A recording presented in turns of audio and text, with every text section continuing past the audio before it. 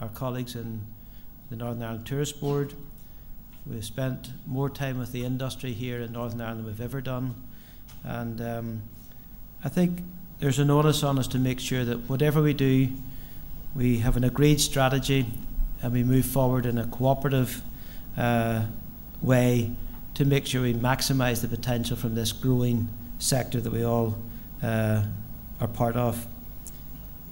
The Tourism Recovery Task Force have produced an excellent report, so it behoves us now to look at that report, to learn the lessons and to build it into our plans for 2013 and beyond.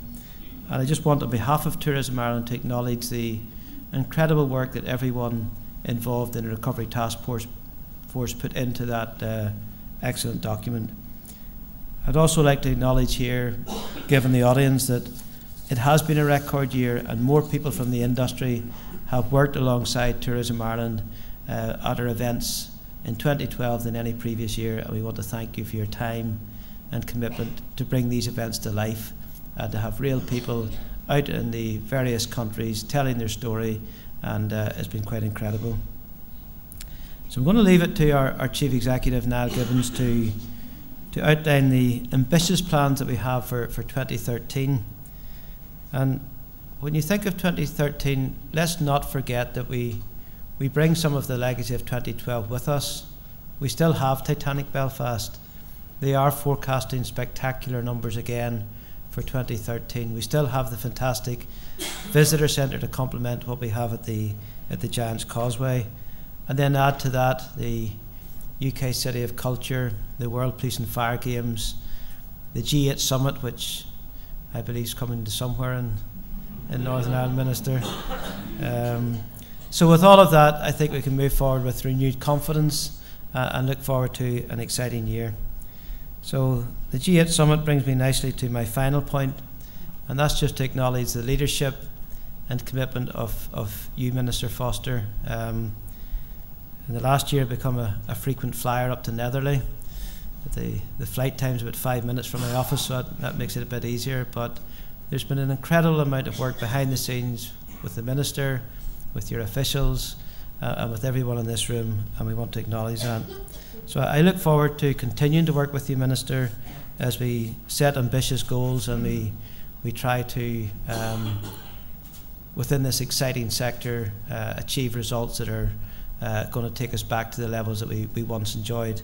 I look forward to continuing to work with everyone in the room, and so looking forward to 2013, I'd like to invite our Minister to address us.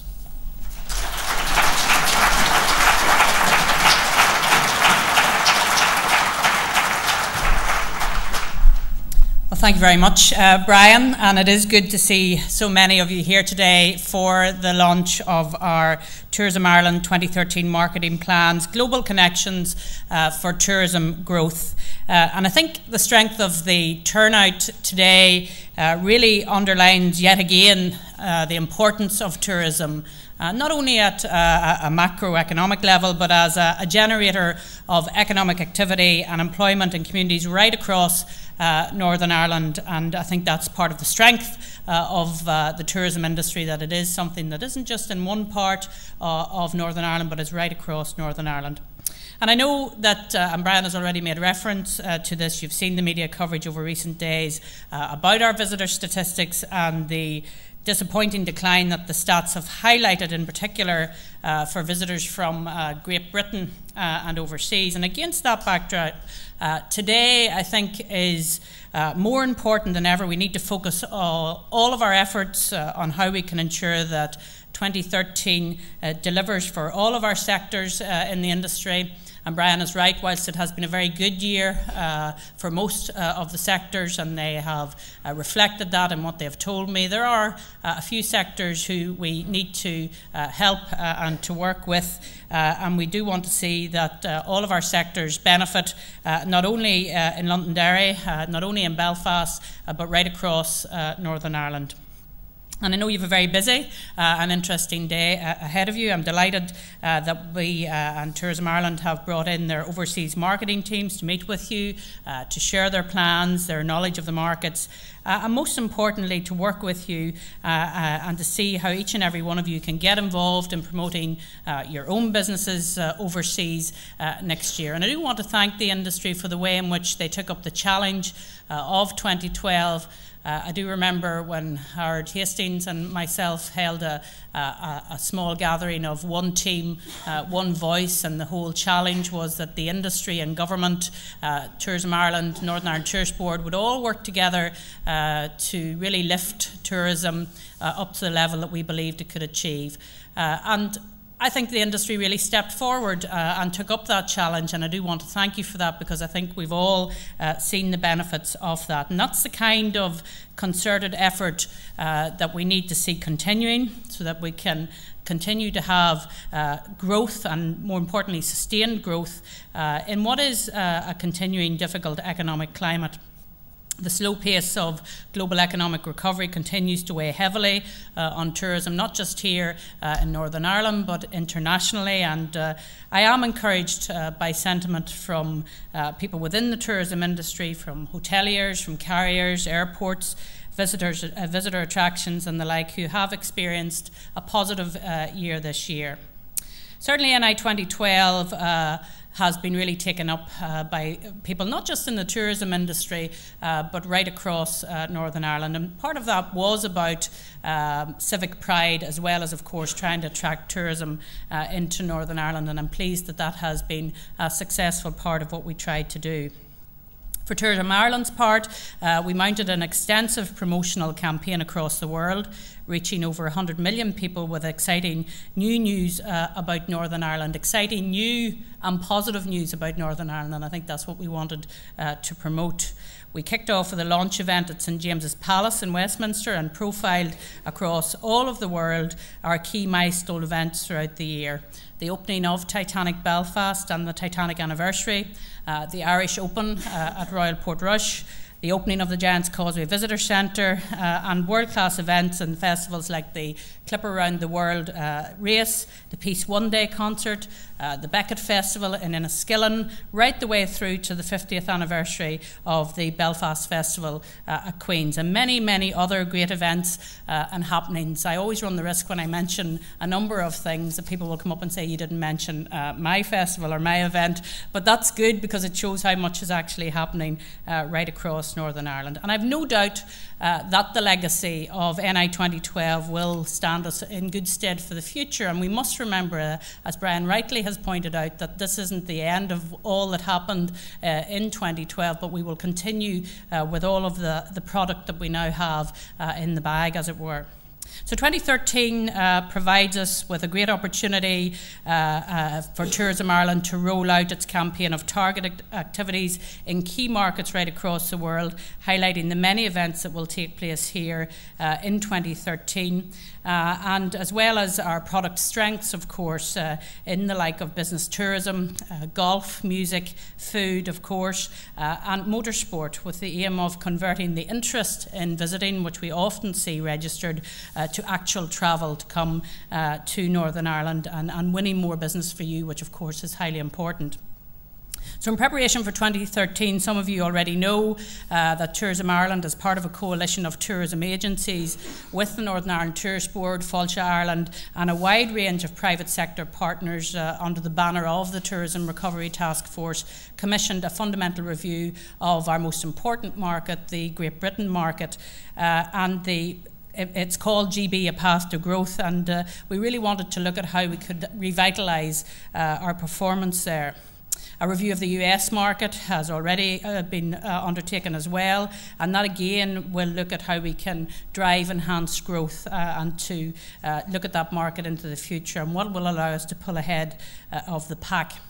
And Niall, no doubt, will be telling you about the new strategies that have evolved from those 2 reports. I very much welcome them, because I do think we did need to change our approach, particularly in the Great Britain market. So hopefully today you will see the outworkings of those reports as we begin the job of implementing the findings and rolling them out into our marketing plans for next year.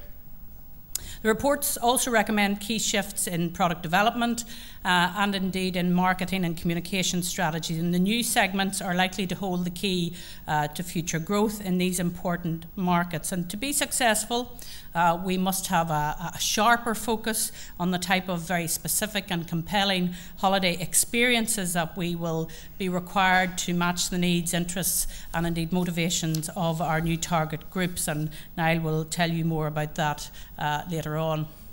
I know too, over the coming weeks and months, that Alan Clark and his team in Northern Ireland Tourist Board will be talking to you about the implications for product development and bundling together of holiday experiences, because I do believe that we here in Northern Ireland can really boast some iconic experience that will really resonate strongly with our new target audience. Of course, the internet is set to play a continuing role, an increasingly important role in the promotion of tourism at home and overseas, given the huge part it already plays in people's research, planning and indeed for many booking of holidays. And later this morning, I think you're going to see Tourism Ireland's new website, which I'm told brings completely new levels in terms of communication with customers around the globe, showcasing our superb tourism product, as well as all of the other exciting things there are to see and do across Northern Ireland. And the new site's going to go live in the coming weeks and will appear in 11 different languages and in over 30 individual markets.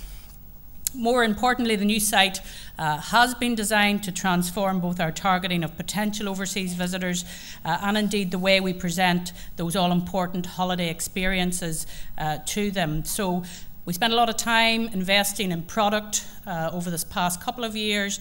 We're now very much looking at what the experience is for our visitor when they come to Northern Ireland. And so there's been that shift. The product's very important because it forms part of the experience, but what else is there that we can offer to the visitor? So it's going to greatly improve the flow of commercial leads, we believe, to you, the industry, so that you can close more sales. And apparently there is an opportunity to generate sales leads on every single page. The site is designed to harness the phenomenal growth in social media, an area in which Tourism Ireland is already performing well with 1.1 million fans. As a politician, I would quite like a bit of that, but anyway, 1.1 million fans on Facebook, where it ranks number 2 in the world amongst tourist boards, and I think they should be rightly proud of that. And the new site will assist Tourism Ireland and industry partners in reaching out beyond those 1.1 million Facebook fans to, if you like, the friends of those fans, so that we can really extend our global reach. And that will bring us huge opportunities for the industry at large. So just before I finish, I have been talking to Niall and Brian very much about access into Northern Ireland, and I did just want to mention it to you, the industry. Obviously, we will continue to push on our tourism figures, but if we are to make a real step change, we need to see direct access into Northern Ireland increase. And with the air passenger duty for international flights set at 0 now by the executive, I think there's a real opportunity for us to look out across the world and look to bring those very important direct flights in from a number of areas.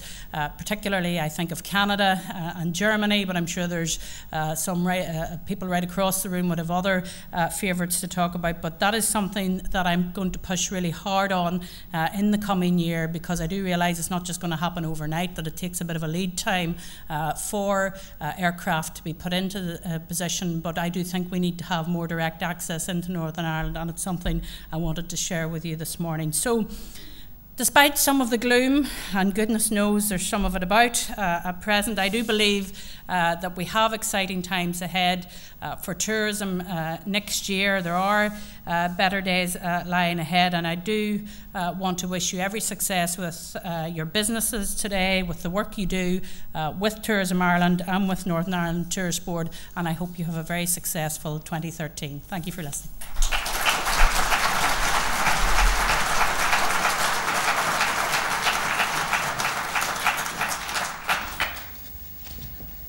Thanks very much, Minister, and can I take the opportunity to thank you for all the support you've given us during the course of 2012, and we look forward to working with you and your team as we head into what I think is going to be another very exciting year.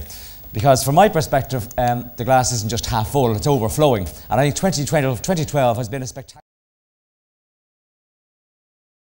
promoting Northern Ireland across the world, and we look forward to another great year to come. And before I talk about 2013 and our marketing approach, I have a very short video which will just set out some of the promotions. It's only a taster of what's been going on to promote NI 2012 across the world. Good evening and welcome to Belfast. Northern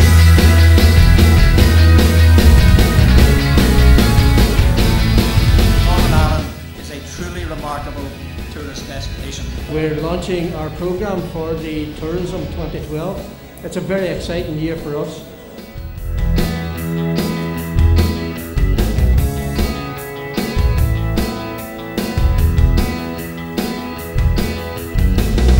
This is my first year doing it, and I can just see the benefit. £97 million Titanic Belfast experience recreates the world of 1912. Think that 100 years ago, the Titanic was in a dock over there. Here in New York Harbor, that the HMS Titanic was to have arrived on her maiden voyage in April of 1912. Of course, she never made it. The unthinkable happened to the unsinkable ship. All of that has conjured up such huge interest in Titanic, in Belfast.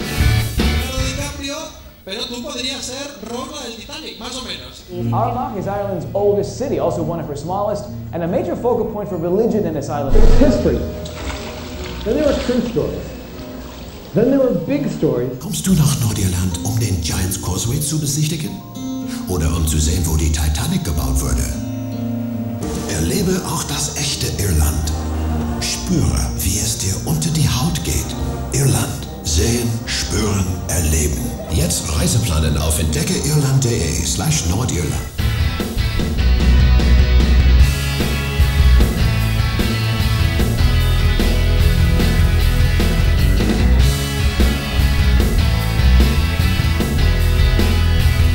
We head to Fermanagh and the world-class resort of Lochar.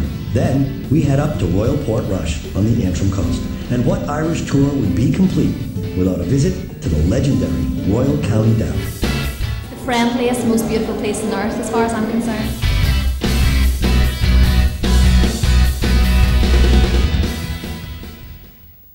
All right, that's a...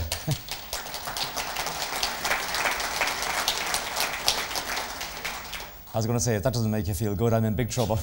I'm glad to see the Minister clap first. But that's a small snippet. It's only a very small snippet of all the things that were going on across the world, and we look forward to repeating that in 2013.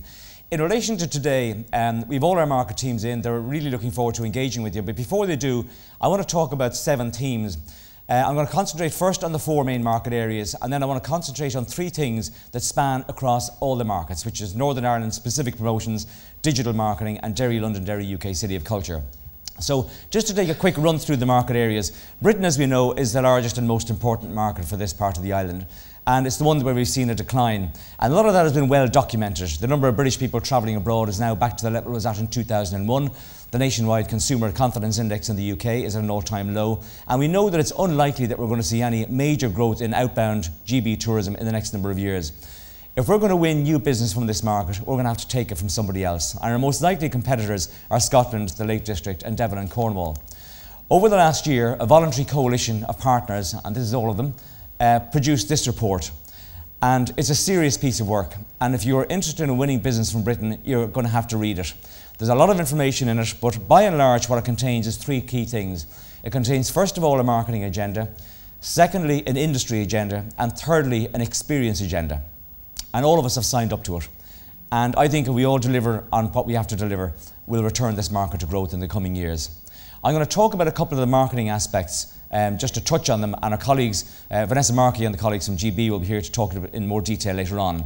But there are a lot of people interviewed in Britain over the last year, 10,000. It's one of the biggest surveys we've ever done with a segmentation company. And this just covers, first of all, Ireland. I'll talk about Northern Ireland in a minute. And what this graph is saying that on the right-hand side, there are some things that we're very good at, we're renowned for. Meeting the locals, having fun and partying. However, what the left-hand side is saying, it's not the type of thing that's going to motivate people in mainland GB to come here, because they're actually looking for other things. They are the key destination drivers. And in a distressed market where people aren't taking the same number of breaks as they used to, we're going to have to focus more on the left-hand side than the right-hand side. The results for Northern Ireland are a little bit more stark, and they show you the journey that we're going to need to travel on. It's not going to be a quick win, but it's the first time we have a voluntary agenda that we've all signed up to. And it'll start the difference, just to give you a sense of it. However, what we have done as well is we've identified who are we actually targeting this market. And I'm going to give you a run through of those. Now, there were 7 segments identified, which is too many to go after in such a short space of time. But in 2013, we're going after 2 particular segments, and I'm going to identify them for you. The first one, welcome Trevor and his friends from London. Trevor is what's known as a social energizer. They tend to travel in young couples or groups. They like to work hard, they like to play hard. They're looking to new and uncharted experiences, and they want something that's organised, but they want it with spontaneity. These guys are not looking to go home relaxed, okay? They like action and adventure, they like day and nighttime activities, they like music and festivals, and they like city breaks. And what we've done is we've put together a little 30-second mood piece. It's not an advertisement of the type of thing that will motivate these people. They tend to consume their information online and on social media, and this will give you a flavour of the type of things they like. Northern Ireland, amazing music scene, great nightlife, but that's only half the story.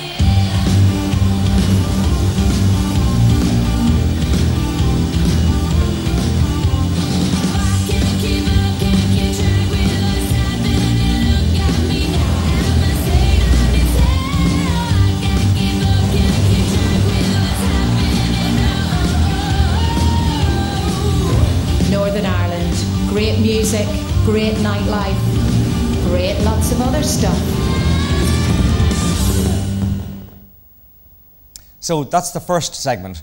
The second one, maybe it fits my own age profile, the culturally curious. But this is Gwen and Peter from Essex, who haven't been to Northern Ireland before. They're empty nesters. They tend to travel just as a couple. They like to connect with local people. They like authentic experiences, to get under the skin of somewhere, and they're curious to discover and broaden their minds. What they're looking for is touring and getting off the beaten track. They like history and culture, and they like nature and outdoors. They would tend to consume their media in more traditional means, tend to be more on television, the Telegraph or Independent. And again, we put together a 30-second mood film, which is different in tone, that'll speak to this audience. There you go. That's what you expect to find when you visit Northern Ireland. But what you'll actually find is a whole lot more.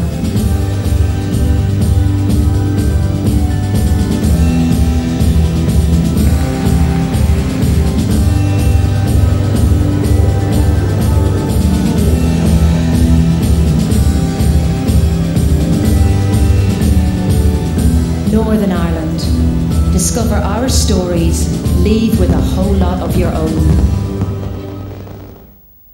So again, not an advertisement, but a mood piece of the type of things that will motivate those segments. So the Northern Ireland Tourist Board will be working with you in the industry in the coming months and years to see, what is the agenda on the ground here. And there's just 4 things I'm going to pick out that are going to be really important. There are many others as well, but we're going to have to deliver unique experiences that speak to those 2 segments. We have to deliver on the promise that we're making in the marketplace. We have to make sure that we add value. The economic climate out there is very, very tough. We all know that. Well, you know that more than anybody else. And it's very tough in Britain as well. And the outbound market is unlikely to recover in the coming years. So we have to make sure that they go home feeling really special and that they go home telling their friends about it as well. You've got to be in social media. And I'm going to talk about that in more detail later on. But you must be out there on the Facebooks and the Twitters. And my colleague Brian Hart will be here to talk to you about that later on. And word of mouth is particularly important as well. If you're going to win business from these regions, we're going to have to outscore them on TripAdvisor customer reviews. So how are your reviews on TripAdvisor versus those that they're getting in Scotland, the Lake District and Cornwall? So just a few questions for you to ponder. The prize is very big from this market. It's our most important one, and given the geographical proximity, it's going to be the most important one for a long, long time to come. So that's just a summary in relation to Great Britain. Again, the report is there. It's on our website on tourismireland.com, and it's really important that you look at that if you're keen to develop business from this market. North America is incredibly important as well. And over the last year as well, we worked with a coalition of interests to produce a USA review. The Northern Ireland Hotels Federation, Aer Lingus and others, Make Ireland Jump Out. We're looking to grow this market by about 20% over the next 3 years. It's actually almost at its peak level, believe it or not. There's been very strong recovery from North America over the last couple of years. This particular review just focuses on the USA aspect of it. And again, I'm going to take you through some of the marketing highlights so you know who we're targeting. From a segmentation perspective, there are 3 segments that we're going to be targeting in the coming years. This is Robert and Monica from Chicago. Haven't been here before. They're a well-educated couple. They're affluent. They're pre, or in this case, post-children. They like to holiday with lots of cultural options. They're active sightseers, and they're looking for a unique character of a place. They like culture and heritage, they like the gentle outdoor activities, and they like to do it at their own pace. The type of things that might appeal: Mussenden Temple, C.S. Lewis tour, a trip to Dunluce Castle. That's the type of thing that will appeal to that type of customer. The next group, Bobby and Jan from North Carolina, where there's direct access now into Dublin. They're 55 plus, they're affluent, they tend to travel as a couple, they know what they want to do and when they want to do it, they'll have an appetite for learning and a deep sense of history in the place. They like good accommodation and facilities, they like culture and heritage, they like nature and outdoors, and they like easy and accessible destinations. The type of thing that will appeal to these people will be a trip to the Giant's Causeway, to the new centre, a visit to Titanic Belfast, 5-star accommodation and fine dining. The third and newest segment that we're going to be targeting are the young independents. Welcome Zach and Kirsten from the tri-state area, New York, New Jersey, Connecticut. They're young professionals, they travel in couples or groups, they've got time and money on their hands, they are very web savvy, they're open to shorter breaks and out of season travel, and they're last minute bookers. Okay? They're the 3 segments that we're going to be looking at in the coming years in North America, and we've got very strong segments in each of those. Sorry, these ones are authentic and new experiences. They're looking for something culturally rich but fun, socialising with new people, and they like to be busy and active. Again, not looking to go home relaxed. The type of experiences, my little button is stuck here, that they may be interested in: a walk in the Moorns, a trip to the OEA Centre here in Belfast. They might take in some sort of soft adventure activity, bit of surfing on the North Coast. So we need to be developing experiences relevant to those 3 segments. And again, if you want to win business from North America, my colleague Joe Byrne and his team are here, and it's important that you get your hands on that report, which is again on our website. 2 other things that we'll be doing over the course of the coming years as well is looking to extend the season. The summer season is already very busy from the United States, and we're going to look to develop, along with the carriers and tour operators, a city-based proposition that speaks particularly to those young independents in the tri-state area where we've got direct access. The second thing we'll do is, given that the North Americans, generally speaking, have less holidays than Europeans, we're going to look to develop a 6-day proposition along with carriers and tour operators as well that will speak to those segments as well, to develop that business at the shoulder season. Direct air access, as the Minister said, is absolutely vital. Now, there's a number of carriers that already serve the island of Ireland quite well, and we're thrilled that the APD is going, and we do a lot of cooperative marketing with all the carriers, and we do a lot of work with United as well on that New York service, and we'll be continuing to do that through the course of 2013. It's important that you bear in mind as well that there are an awful lot of people who come on holidays from the North American market and United States that travel via the Republic of Ireland. And there's been some significant gains in relation to air access capacity. There's 20% additional seats at the peak coming into the Republic of Ireland next summer, and you should be aware of that, and you should be on the case if you want to win business from this market. I believe there's actually business to be won, and I was delighted to see that a large delegation of hoteliers from Northern Ireland visited our New York office only a couple of weeks ago. There were over 20 hoteliers, so a lot of business there to be won that's coming into the Republic for Northern Ireland next year. Mainland Europe is again in our sights. I should have finished off in North America by talking about Canada. It's a very important market for here. We used to have 3 carriers, we've now have none, and from a strategic perspective, we'll be doing everything we can to work with airports and airlines to develop direct air connectivity with Canada in the coming years. Mainland Europe is the one, again, where our strategic approach here is to develop direct air access into Northern Ireland. In the meantime, while we don't have it, it's important to bear in mind that we do have strategies that set out segments in relation to Germany and France. My colleague Finola Omani is here with all our European team today. Germany and France deliver about 400,000 visitors to the island of Ireland each. And in addition to that, there's a secondary tier of markets as well: Scandinavia, Benelux, Austria, Switzerland, Spain and Italy. that despite the economic climate are all performing reasonably well. We're expecting to see an increase in the number of visitors from European markets, and it's important that you capitalise on that, and our colleagues are here to talk to you about that today. But obviously from a more medium to long-term perspective, direct air connectivity into some of those markets is a strategic priority for us. Last but by no means least, in terms of the market areas, Australia and developing markets, while it accounts for a small number of visitors, these people stay longest and they spend. They stay on average 12 days long, and they travel the regions, they hire cars, and they're great for Northern Ireland too. It's one of your most important holiday groups, and the visitor numbers to Titanic Belfast from Australia have been really, really good. Now we're delighted that there's 17 flights a week coming directly into Dublin from the Middle East, and that gives great connectivity. It opens up 10 gateways in India, 4 in China, 4 places in Australia, only 1 stop away now, and 1 in New Zealand. In addition to that, we've got British Airways now flying directly into Belfast City, and we have a cooperative campaign with British Airways going on as we speak, and that opens everything up into their global alliance as well, and we look forward to working with them. I was delighted to see that we had some really good participation by Northern Ireland participants in platforms overseas. We had Derry down in Australia, the Minister out in China, along with Titanic and Bushmills, and that's all really good because this long-haul business depends on developing relationships. In addition to that, there's talks going on between the UK and Irish authorities on the prospect of a combined UK and Ireland visa. I welcome the day when that will happen. It may be a few years off, but just for example, there's 24 tour operators in China at the moment. These people only programmed mainland GB up to now, but we've been able to work with them now to program the UK and Ireland. And one of the most popular tours that one of them has is a 9-day tour, starts in London, goes up to the north of England, comes to Titanic Belfast and down to Dublin. So that's 24 tour operators in China alone. And that's good business, and I think it's something we're going to see more of in the years to come. Very good prospects for the medium to long term. So that's a real gallop around the markets, and Jim Paul and my colleagues are there from Australian developing markets and indeed from across the globe to connect with you today to see how can we win business next year. There's 3 things that I just want to touch on that span all our markets, because people sometimes ask, well, what are you doing specifically to promote Northern Ireland? And I want to talk about some of the big projects that are going on. It's not possible to cover every small thing, but I'm going to cover the really important ones. As I said, air access is absolutely vital, and we've seen a decline in that across the globe over the last number of years. It's important that we work with airports and carriers to maximise the inbound leg on every single plane and every single ship that comes in to Northern Ireland, and we'll continue to do that through the course of 2013. I was delighted at the start of this year when we engaged in a £1 million campaign that the carriers stepped up to the mark and put £1 million on the table as well, and that gave us a £2 million campaign. They gave us an opportunity to market directly with the capacity, with a story, and sometimes with a price. There are just some examples of the advertisements. But obviously you're going to work strategically as well in route development as well, in building the case for more direct, competitive and convenient access as well. Business tourism is extremely important. I saw a note that went out yesterday, or a press release, on the number of conferences that came to Belfast and what that delivered. And they spend about 4 times more than a leisure visitor. And I'm hopeful that Belfast will get new infrastructure in the coming years, and we need to go on the road very early to promote that, because conferences have a lead-in time of about 4 years. So we hope to be on the road in 2013, selling Belfast as a conference destination. I'm delighted that coming to Derry in February, David Boyce, my colleague in London, secured the Association of British Professional Conference Organisers, and that's a major coup for Derry for 2013.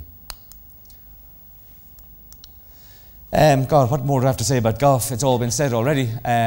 We are so lucky in this part of the world, not just to have great courses, but personalities that do a brilliant job as ambassadors around the world.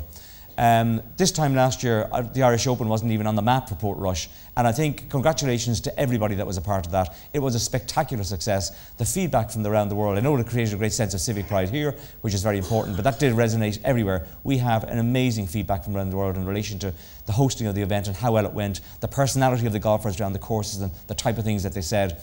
And one of the things that we did was we brought in, you all know Peter Allis. Well, Peter has come in and he's done a documentary on golf here in Northern Ireland, and this is going to be syndicated all around North America, US and Canada, and also Britain, and probably other markets around the world. The quality of it is spectacular. You won't have seen this yet, but I just have a clip of about a minute, and hopefully this will leave you with a warm glow. In no other corner of the globe, either Europe, the United States, or indeed anywhere, has golfing success compared to that of Northern Ireland. There's a mystery there, and I felt it needed unraveling. Hello, I'm Peter Allis. I've come to Northern Ireland to find out what the magical ingredient is. You know, over the last 3 or 4 years, they produced 3 Open champions. 2 mere boys, really, the other a more mature gentleman. Is there a magic formula? Well, I'm here to find out, and I'm going to cracking places. Come and join me.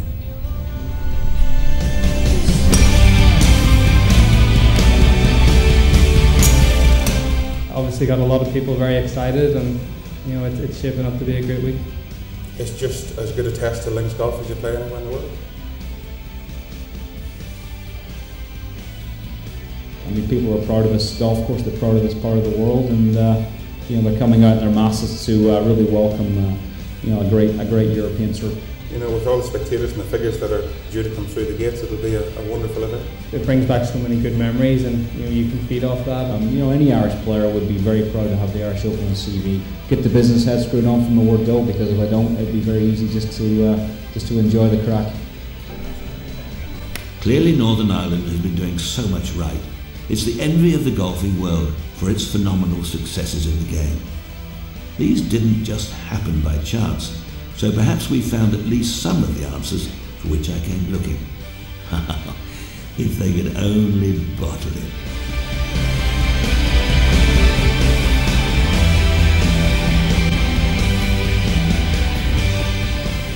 Come and sample it for yourself at first hand. We'll get a warm welcome, good golf, and the Guinness is pretty good too. That's a lovely piece. I think we're really going to be onto a winner on that, and it's coming.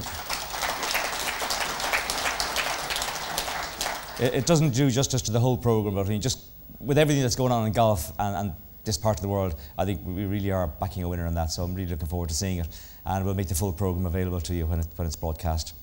Working with ambassadors, I talked about the golfers, but there is another crowd of ambassadors out there as well that we haven't tapped into as much as we might have over the years. But it did start about 18 months ago. The Minister came over and we started to engage in Britain, particularly with celebrities that are out there that, you know, through the work that they do in the media or in business, have a major role to play in talking up this destination. We did it in St. James's Palace. We had a hugely successful event, and a series of relationships have been created through that will be enduring and will last, and we need to keep on working at it, because that person-to-person relationship is really important, and word of mouth is really important too. I'm delighted that there's a Northern Ireland Connections programme as well, which has been launched, and we'll be fully plugged into that in developing relationships with the Northern Ireland diaspora across the globe in years to come. This is not going to be an overnight success. This is something that you have to work hard at, and I think we've got off to a really good start. The World Police and Fire Games have been well documented already. 25,000 people coming in August, 10,000 athletes, 15,000 family and friends. We've already been out on the ground with the World Police and Fire Games people around the world in the last 2 years promoting Northern Ireland as a destination. But what's important here now is that they're going to be here. We know that. It's important that they go home with a great feel-good factor, because they all have the capacity to leave a great legacy about this place. So look after them well when they come in August this year. It's going to be a great event. The G8 Summit is coming to Fermanagh. Yeah, in case you didn't know. And this is a spectacular, okay? That's the way I described it. We put a little press release welcoming it. And this one here is actually the last G8 Summit, which was held over in Maryland. And it's a screen grab off the media website that they did. And we have one of these ourselves. We gained a lot of experience in this when the Queen visited Ireland last year. There's going to be a lot of media coming, and there'll be a lot of politicians and a lot of securocrats, etc. But it's a major showcase, and it's a major window to be able to show off what we have. And there'll be an awful lot of media in town. I know for the Queen's visit there were 1,200. And we built a media website like this where they can pull down B-roll footage, articles about the place, itineraries, etc. We worked on pre- and post-familiarisation visits. And by the end of that visit of the Queen to Ireland, we ended up with 41,000 broadcast articles across the world that would have cost us £250 million to buy. Couldn't have done it. Now, there's risks associated with this. I mean, the media will look for the negative aspect to say, well, there's always risks and people throwing stones. There's risks with everything. But we have to take the good parts of this, build this website for the event, and make sure that we've got the most spectacular footage that we possibly can to show off what we have, because the show will come into town and it'll leave. Okay? So I think we're going to be in a good place in relation to this, and we'll use every opportunity that we can. Okay, I can't touch on everything that we do in Northern Ireland. That's a flavour of it. Our colleagues will be talking to you about some of the other things we do later on. The digital world is extremely important. 6 years ago, we introduced what was then our new website. We had 42 websites then in 11 languages, and this year we'll have 13 million visitors. This is the most important planning tool for an awful lot of people coming on their holidays. It's a method by which they look and by which they book.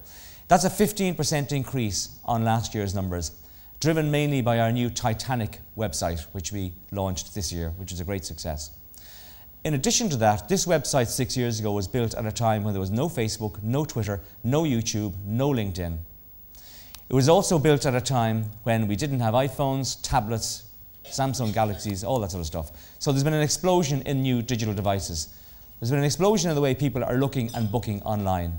Just to take social media as an example, in Facebook now, we're the second largest tourism organisation in the world. We've got 1.1 million fans. We know who they are. We know where they live, we know what they like. We know, for example, that they have an average of 220 friends each. And it means that we're one click away from an audience of 220 million people. So you think about those social energizers I was talking about earlier on, there's an awful lot of them in there. And it's a very good way of setting out a very positive message. And it's a space that you need to be involved in. And my colleague Brian Hart will be talking in more detail about that later on, but this is the new world, and we're a part of it in a big way, and we want you to be part of the platform that we're involved in too. In addition to that, we've been investing in our new digital website over the last number of, a year. And this is a complete revamp from where we were before. And this is the front page, okay? Looks pretty snazzy, looks spectacular actually. And what we've done here, there's a few key things we've done. First of all, we've gone for stunning imagery. There are about 1,700 images like this, and we've narrowed down the front page as well, so people get a really great sense of what the place looks like. Reduce the number of buttons on the front page. This is fully integrated with social media as well. And in addition to that, through the course of 2013, every page will have a bookable option. So this is designed not just for people to look, but also to get them to book. Now, I'm not going to talk any more about it because Brian Hart will cover it later on. I have a very short video, about a minute, that'll give you a flavour of what the site looks like and what it can do.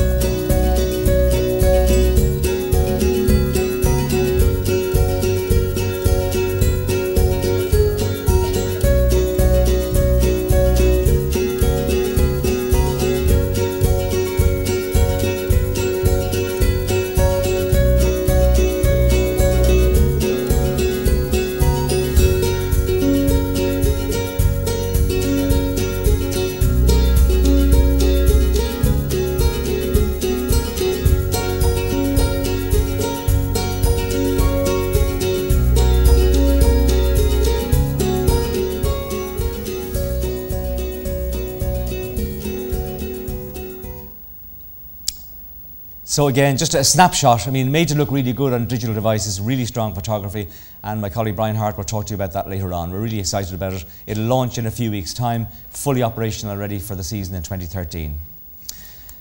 The highlight next year really has to be the City of Culture. I got a copy of the programme a couple of months ago, and I have to say I was bowled over by the collection of things that there are to see and do in it. If you don't have it, you've got to get it and have a read of it.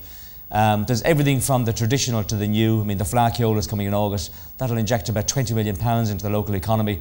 And then there are things like the Turner Prize, which I don't think it's ever been outside London before, coming in the latter quarter of 2013. The Royal Ballet in the first quarter of 2013. And I mean, these are things, again, that typically money can't buy. It gives us an opportunity to put Derry, Londonderry centre stage next year in relation to our promotions. It gives us the opportunity to start talking to a new type of journalist with a new story that we wouldn't have had before, and I think it's going to be absolutely fantastic, and we need to make every single opportunity that we can out of this year. We're only going to get this once, and already our teams have been working with the team from Derry across the globe. I know they were out with me in Australia and New Zealand recently, and they've been around other countries as well, selling all the messages that are there to be sold. And bigger markets like Britain, obviously this will be operating across all media like television, radio, print, but indeed across all our markets. There's some things here that are cultural that give us a great new story, and we're going to make the most of it in 2013. So look, that's a real whiz through of the 4 main market areas, just 3 areas underpinning everything. Our teams are here to talk to you. I want to take the opportunity to thank the Minister, our Chairman Brian Ambrose, and all the industry here who have come out in record numbers, by the way, across the globe with us in 2012, and we already have about 100 signed up to go out on platforms in 2013. Thank you so much for your support. I'm bowled over by the attendance today. It's really heartening. I think we've had a good year. I think we're going to have a better year next year, by the way. And I want to thank all my teams for coming in. They will make you proud to be Irish and Northern Irish wherever you go across the globe. They do a great job, and we're looking forward to engaging with you. And I'm going to pass over to Shane Clark for the housekeeping. I look forward to seeing you later on. Thank you very much indeed.